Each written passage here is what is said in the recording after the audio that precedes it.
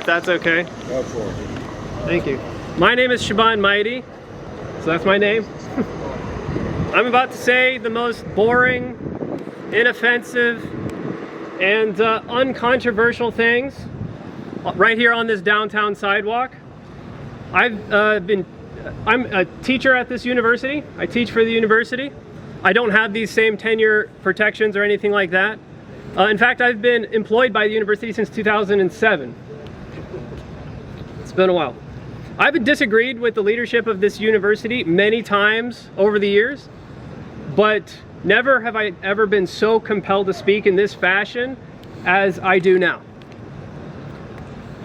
Because I believe they've forgotten that there was already an expressive activity policy in place that they are not entitled to supersede, which of course I'm referring to the First Amendment of the Constitution of the United States of America.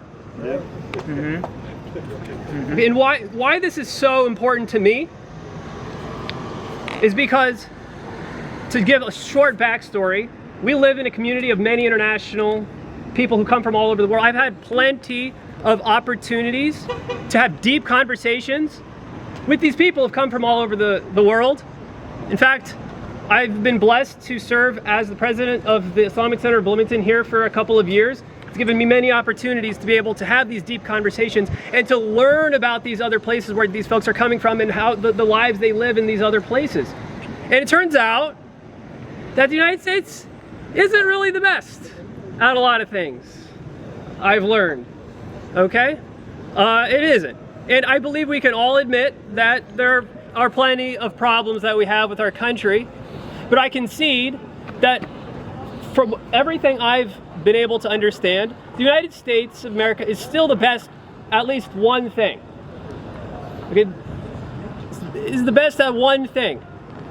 And it's my favorite thing about this country, which would make it hard-pressed to be able to go anywhere else.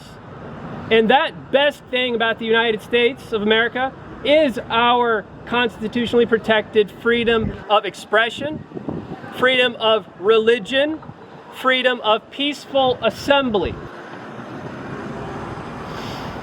And I love the idea at least, that I can just go out in public, right? Just on public property and peacefully express my beliefs, my personal beliefs, without the fear that I'm going to be thrown in jail. And we can't say that for a lot of other countries. In fact, not even places like Canada and England and Europe. Don't think like, oh, these places are the best. They're the bastions of... No, actually they're modeling, they just want to be United States. They really are. And we still are, as far as what I can tell, we still do hold the most power in that regard. But throughout history, as some of you have been able to ascertain, those in power invariably, eventually,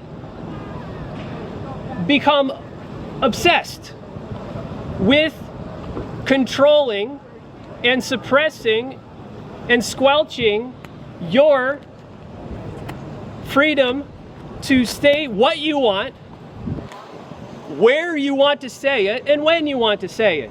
Does it look familiar? And unfortunately, these constitutional rights I'm talking about that we have, they don't defend themselves. Okay, I'm sure you've heard this refrain before. They don't defend themselves. However, remind your friends that you don't have to join the military to defend your freedoms. Because each and every one of here tonight resisting this unconstitutional policy is a freedom fighter, as far as I'm concerned, in the most genuinely patriotic way. And you should be proud. So when I hear that people are afraid to speak out, well, what are you afraid of?